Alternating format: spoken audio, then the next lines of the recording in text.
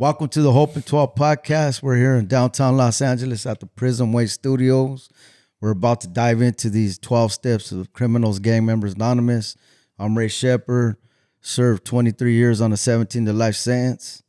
My name is Boanergez, and I served 13 years on a 35-to-life sentence, and I'm a co-facilitator here at the Prism for the CGA. My name is Bobby Kimbrough. I served 25 and a half years off of 2 life sentences, and I'm also a co-facilitator here at the Prism. Yeah, as you can see, we got about almost a century of prison time just in this room alone with lived experience. We worked the 12 steps inside prison, and we continue to work them out here. Bobby, let us know, what is step 1 of Criminals Gang Members Anonymous? Step 1 is we reviewed our past, admitting the lack of strength and control over our addictions to all forms of illegal activity, and that our lifestyle was not decent nor manageable.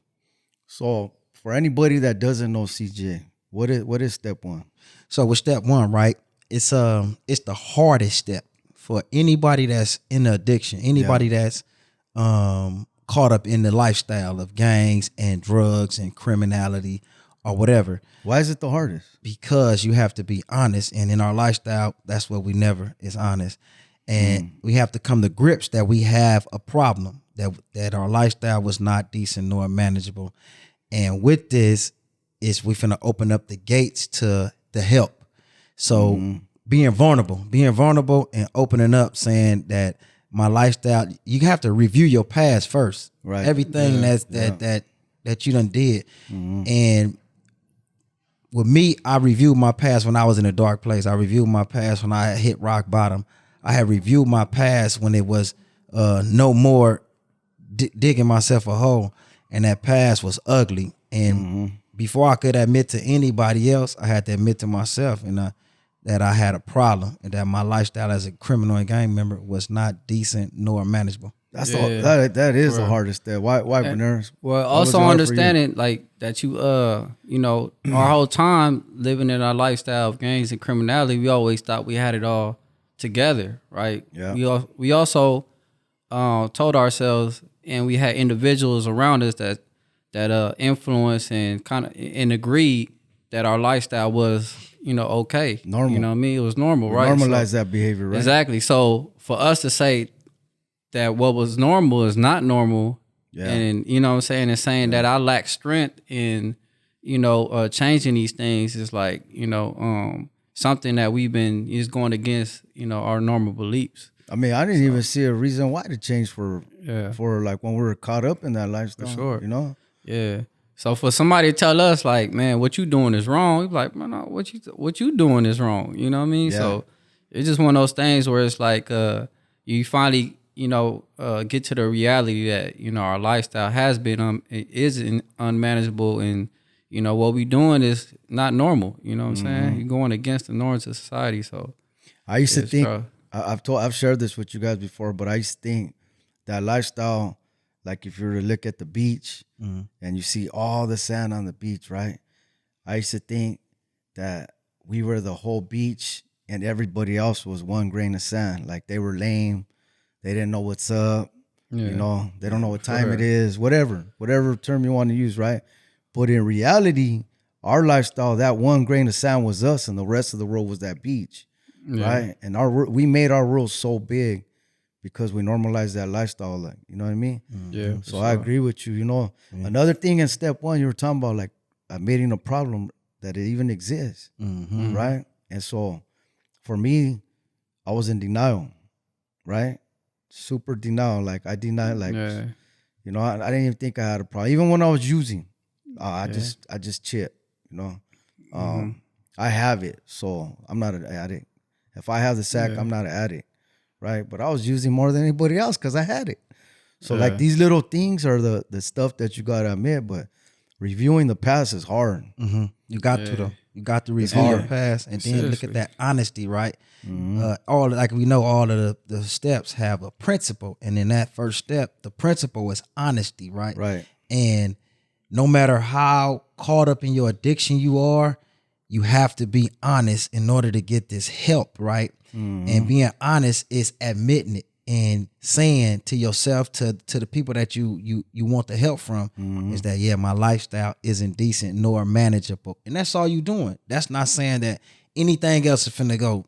You be focusing on that step right there. And by you admitting that, then you give yourself something to work with and see it's on the table now. My lifestyle ain't decent nor manageable. And it comes to a point where you got to be honest with yourself and say, man, I'm the problem. Instead of everybody else being the problem. Yep. You know what I'm saying? That's the hardest thing to do, is say, man, that I'm the one that's creating all this. You know what I'm saying? All this chaos. You know what I mean? Not the people around me. You know what I'm saying? Because I'm making my decisions. I'm making the choices that I'm making. Yeah. Even my upbringing and everything that was taught to me. Like, you know, these things, you know, influence my belief systems. But it comes to a point in time where it's like, I can't keep blaming my upbringing on how I'm acting now as a grown man. So even those things, like, man, shoot, man, I had to really come to grips and understand, like, be honest with myself. Like, I put myself in prison. You know what I'm saying? I made the choices that got me there. You know what I'm saying? And I can't blame the system. I can't blame the courts. You know what I mean? All the time they gave me, like, I can't blame nobody but me. And that's one of the things we do, is we blame everybody but ourselves, you know? Mm-hmm. It's crazy because, like, when you're talking about, you know, admitting you got a problem, right? So, you know, if you don't know that there's a problem, how are you going to fix it, right? If you don't view it as a problem, how are you supposed to fix it? Can't address what you can't see. Right. And, like, I like narrative therapy because that one saying, it says, the person ain't the problem is a problem. So when you identify the problem, like such as being a criminal gang member, and you look at all the little issues that come, or big issues that come with it, you separate it, right? You separate that from your lifestyle and you see what that looks like. That's how you start to see, well, wait a minute. So I'm not broken. It's just because I'm engaging in this.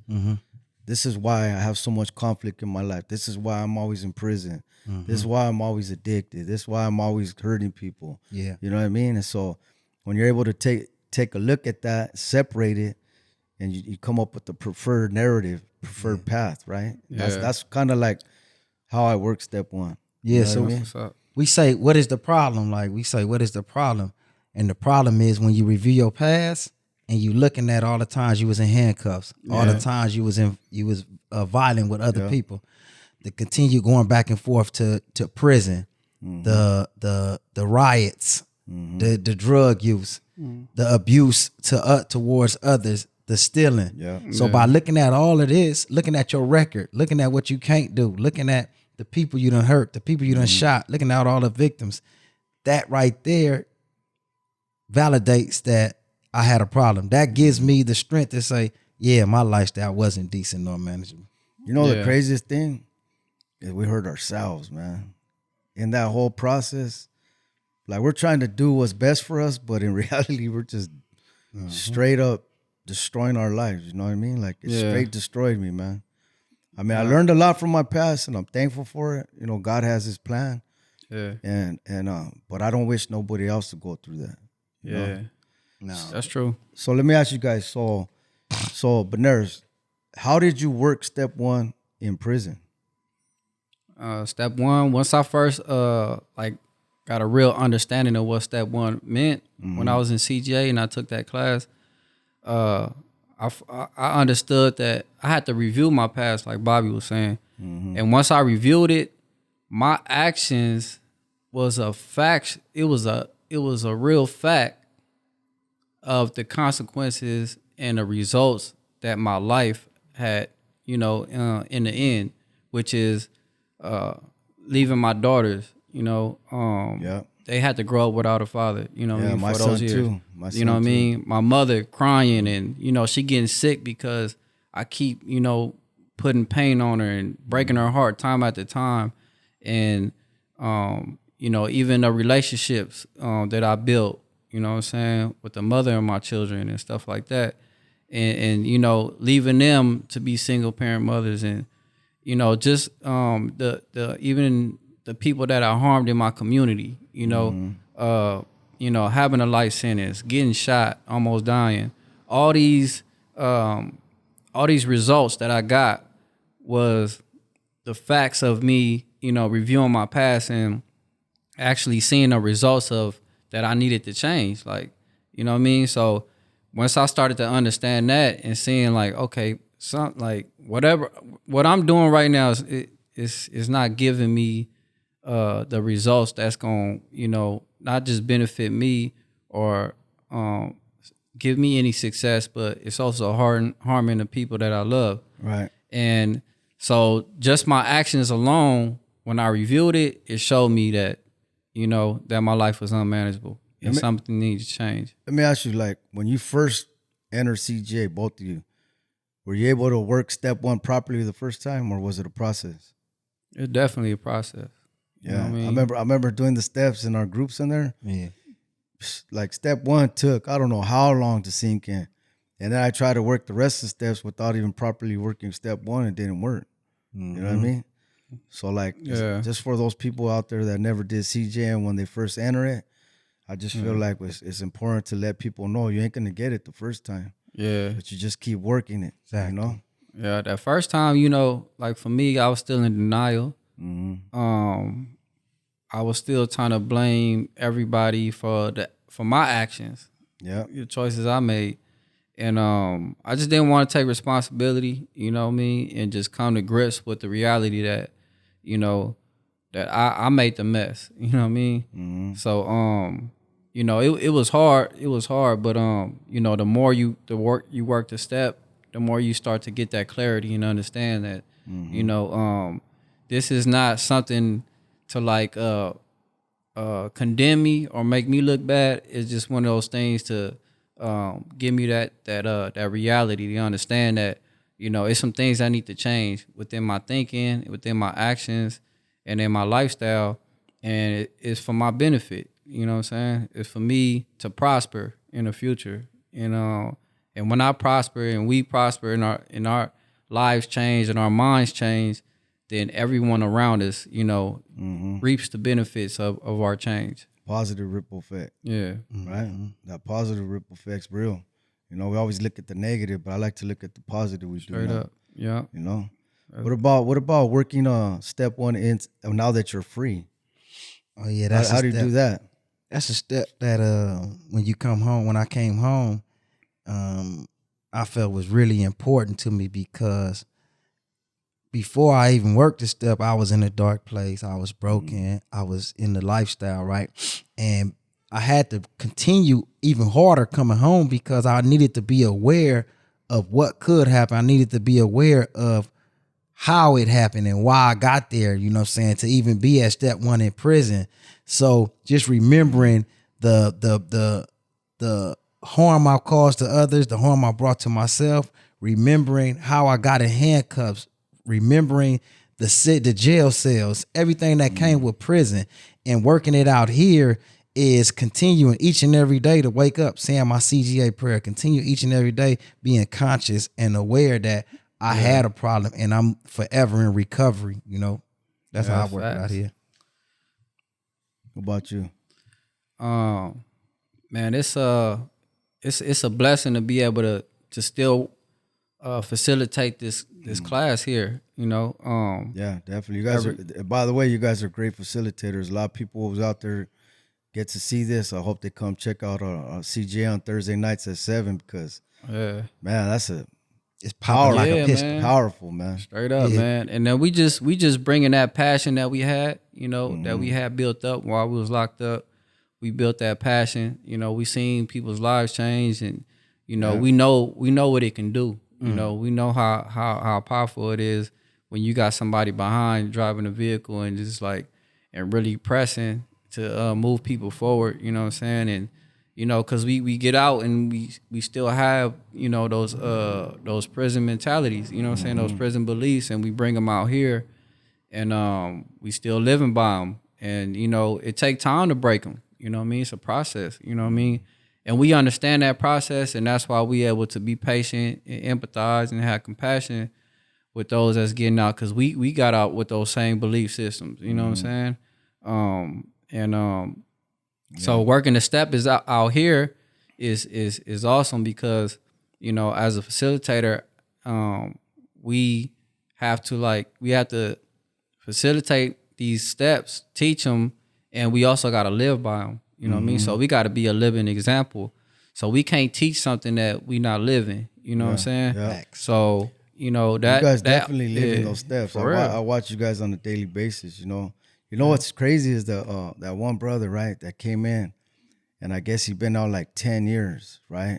And he came to CGA group for the first time, and he said, "Man, I feel like I've been walking in the desert for about 10 years, and I just found water." Yeah, Josh, I've been missing this on the road. That was Josh. That was powerful, bro. Yeah, that goes to explain what it's like sitting in that CGA group, right? Yeah, for sure. And the way you guys facilitate it is like powerful, man. Like, I go because I still need it. You know what I mean? Exactly. I do too, man. I you know what I'm still need saying? it. Straight up. Something you used to say in prison is about retaining the information. It's good to know the book. It's good to know this and that, but the more we facilitate it, we retaining it. Like every time we have a group, it's like powerful, and it's like on my way home, I'm just going over the way the group went, and I'm like, man, look at God, man. Continue to keep me with my peace. Continue to keep me at ease and aware. Yeah, straight up. Every It's day. maintenance. You got that maintenance, man. Maintenance. That's what it's called right there. On the road. Yeah. So Answer that phone, Charlie. yeah. We're here live at Prism Way Studios. Yeah, so man. What a operations manager. Yeah. You know what I'm saying? Where's brother Jack at? Yeah, Shout man. out to our brother Jack, man. Yeah. Program manager, man. Great dude. Doing his Did 40 thing. years. Yeah. Actually, Big Charlie's answering the phone right now. It's all good. Yeah. So, why is it important to actually continue to work the steps now that we're out? Do you even think it's necessary? Like, why would it be necessary if we already did the work, we changed, we healed, we got out, we found our freedom, we were blessed with freedom? I mean, sure. Everything in life needs maintenance. You know what I'm saying? Me and Bobby, you know what I'm saying? I just went on my first workout after like 6 weeks. You know what I'm saying? Because I had surgery, but like, man, I'm whooped right now. You know what I mean? But it's like you gotta stay maintenance. You know what I'm saying? The body, you know, you gotta continue. If you working out every day and then you stop for a while, Right. then your body get to like, you know, you get to like losing that feeling of working out. So when you get back at it, that's why my body's sore right now, because I ain't did it in a while. You know what I'm saying? So I lost touch with, you know, with the weight that I normally carry. You know what I'm saying? So the same thing applies to CGA? CGA, man. So you get out here, that. you know what I'm saying? And you've been working the steps while you in prison and you on fire. You know what I'm saying? Then you come out here and then you kind of, you know, get overwhelmed with everything that's going on out here in life. Yeah. And then you stop working them steps, and then you lose it. You know what I'm saying? You know, just like I'm losing my strength for them 6 weeks. I lost my strength, so now, you know, doing a couple push-ups was whooping me. You know what I'm saying? So now you getting tested. Now you getting, you know, put in situations where, you know, it's overwhelming for you, it's stressful, you know, and then you don't know how to react to it no more. You know what I'm saying? You forgot, you know what I'm saying? Because you've been so out of touch for a while, you know what I'm saying? Right. So, you know, that's why I talk about that maintenance, you know what I'm saying? Continually keeping it on your mind, continually understanding that you got those coping skills there, you know what I'm saying? Yeah. And don't forget about them, you know what I'm saying? Understanding that, you know, when you do get tested, when you do meet an obstacle, that you have these like right off top, you know what I'm saying? And they gonna come like second nature. So like, look, so the way I look at it, right, is like, okay, we worked them in there. We reviewed our past, we reviewed that whole lifestyle, what led up to our life sentences, right? And then, but when I got out, I realized it's a whole new ballgame. Yeah. Right? So I'm looking at the steps from that approach now. Like, how do I apply it post-incarceration, right? Yeah. And like you were saying, we be faced with a lot of different challenges that we're not used to because we didn't have all these responsibilities out here, paying the rent, you know, car note, insurance, gas, food. Yeah, car breaking down. All kind car of stuff. Breaking down. You're on your way to a you know, a nice event or something, or an interview or whatever. You know what I'm saying? We never had those challenges, so now I'm looking at why to me, it's important to work it because we have to address the trauma of prison. Mm-hmm. Yeah. We've addressed our past childhoods and upbringings, but we've never reviewed or worked the trauma of prison we have here, collectively here at the Prism Way, because we got a built-in support network, right? We're blessed with that. But a lot of people don't know that you literally have to process that trauma of prison because it shaped our mindset, our character, and therefore our actions. So that's why, like, step one out here, if you like really work it for post-incarceration, you're going to see there's some stuff you still left out. You know what I'm saying? Yeah. What do you think, Bob? Coming out here, I think it's more important to work that step because, like the brother was saying, it give you a chance to really see the work that either needs to be done or the work that has been done. Facts. A lot of times, man, we saved in prison in so many ways, but coming out here, you had that chance and opportunity to either go left or go right when it comes to reacting, when it comes to responding. And with this step one on my dome all the time, I no longer want my lifestyle to be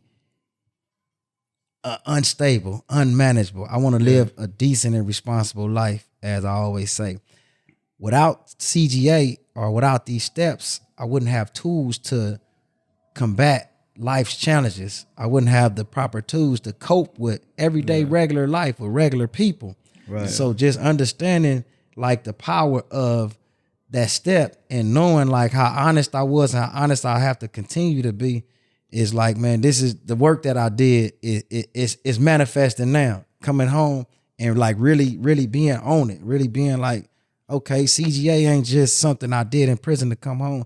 CGA, Criminals and Gang Members Anonymous, is something that I got to apply every day because I had a problem for 34 years of my life, gang banging and criminal thinking and criminal involvement, things like that. Yeah, man, getting having CGA in prison like a preparation. Like it's like you. I see it like a training camp. We was in the training camp, man, getting ready for everything that's out here. You know what I'm saying? It's like you go, you in college, you in a university, you know how it is. Like if you was to study for a degree and you get your master's in whatever major you was gonna get, and then you get out here and then it's like you ain't even using a degree. You know what I'm saying? You going into another field. You know what I mean? So it's kind of like it went to waste. You know what I mean? So everything that I use up in there. And then if I bring it out here and don't use it, it's like it went to waste. You know what I'm saying? That was a good analogy because I always tell people, like, at first I used to say I wasted my life. Yeah. Right? But now I tell people that whole past incarceration experience was like college for me. Right? It was like college for me. That was my college. That's what I'm an expert at. And that's why we do what we do. We took all that knowledge, flipped it right side up. Now we help people. Yeah. You know what I mean? Yes, sir. I have a question. So do you guys still have criminal thoughts? Of course I do. Of course I do. Yes, but the thing is, I want to know if it's only me, right? So I'm gonna ask you a series of quick questions. Just give me either yes or no or what have you. Have you ever thought of taking off on somebody when they disrespect you? Oh, of course. Or challenge of course. you? Yes. Right? Yes. Have you ever thought of, I'm just gonna go there because we all went to prison for murder. Have you ever had murderous thoughts? Hell yeah. Yeah. Right? Yeah. Right? We have, yeah. They're still there, right? Yeah.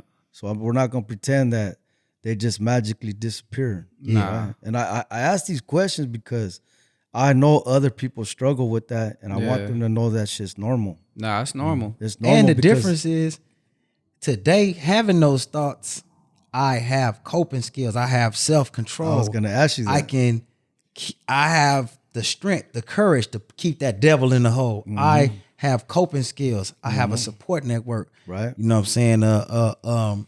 And calling. You have the steps. Yeah, I got the steps. Yeah. You got the steps. Utilizing the principles in the steps. Right. I have so many tools on hand. It's like, okay, that thought is just a thought. it's nothing bad about that thought until I act on it. Till you act on it. Mm-hmm. Yeah, and also it's like it's that's why I said, you know, in CGA, like we letting go of old habits and beliefs, right? Because when those beliefs, when those thoughts arise, it's just old habits and old beliefs in how we used to, you know, resolve conflict. You know, somebody do something to us, or somebody disrespect us, or somebody do something that was disliking to us.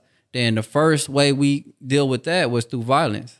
You know what I'm saying? That was the only way that we resolve conflict. Right. And one thing that, you know, we understand, and I want our listeners to understand, is that the reason why we still feel like this is because we got to die to this old man every day. Yeah. You know what I'm saying? Every day we wake up, we got to say no. That's the challenge. You know what I'm saying? To the old man. So just because, you know what I'm saying, we changed, you know, we still got that residue. We still got that old man right there waiting, you know what I'm saying, to for us to come in agreement with him. Waiting you know like a saying? bike cop, huh? Yeah, he waiting like a bike cop. He on the sideline, you know what I'm saying?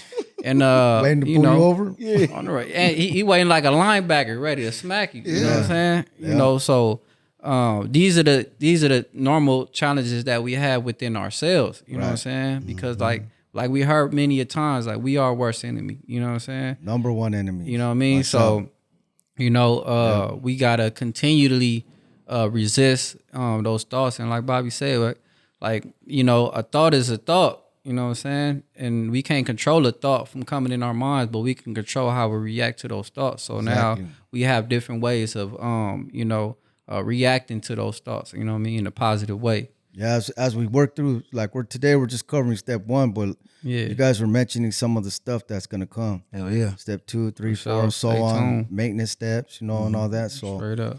I look forward to that conversation. I'm about to put Bobby Kimber on the spot right now. I'm gonna show our audience how awesome of a facilitator he is. All right, let's get it. Hit us with that CJ prayer. Oh, God, make me a better person. Teach me to understand people, no matter how big or small they may appear by my estimate. Show me why I've hidden my own defects of character instead of me finding defects in others. Teach me to listen to what people have to say, to answer their questions unselfishly and fairly, or just to simply reply with kindness. Keep me from interrupting people or contradicting them when they speak. Make me as courteous and tolerant to others as I would expect them to be to me. Forbid that I should spread poison gossip. Don't let me laugh at others' mistakes or resort to shame or ridicule when people displease me. May I never punish or condemn others for my own selfish satisfaction or to show I have more power than them. Let me not tempt others to lie, deceive, or harm people, and guide me hour by hour to demonstrate by all I say and do that honesty will produce a stronger character and ultimately happiness. Reduce, I pray, this evilness in me, for it is my greatest enemy. And when I feel out of patience with myself, help me, God, to hold back a vicious tongue. May I ever be mindful that people are people, and I should not impose on them the judgment left for you alone. Let me not rob others of the opportunity to make choices and decisions for themselves. Bless me with the willingness to give when the request is reasonable and the courage to deny things I know from my experiences can bring harm by any measure. Loan me your wisdom to have pure motives in all my affairs or endeavors, and fit me, God, to be an instrument of love and respect so that others will imitate me. Amen. Amen. Amen. Drop that mic, man. Man, that's fresh out the dome. Yeah. Hey, that's why I put him on the spot, because like ain't no one does it better than Bobby Kimber, bro. Like, There's no paper. You know, I enjoy the he spotlight. closes our CJ every night on that, you know. So every Thursday night. That's Bobby, man. That's the guru, man. He And do his thing. so you know, it's a perfect place for us to close. You know, like I just want to thank you guys for sharing your knowledge. Thank you. These It's are an our honor, two man. lead facilitators here at Prism Way. Check us out on up? Thursday nights, 7:00 here on Hope and 12. And speaking of Hope get and it. 12th, we're right here, downtown Los Angeles, Prism Way Studios. Once again, I'm Ray Shepard, and I look forward to this journey. And by the way, I like to close by saying that the Prism Way is a path towards hope, healing, and restoration. Yeah. Come get your medicine. Thank you, Get it. brothers. Yeah.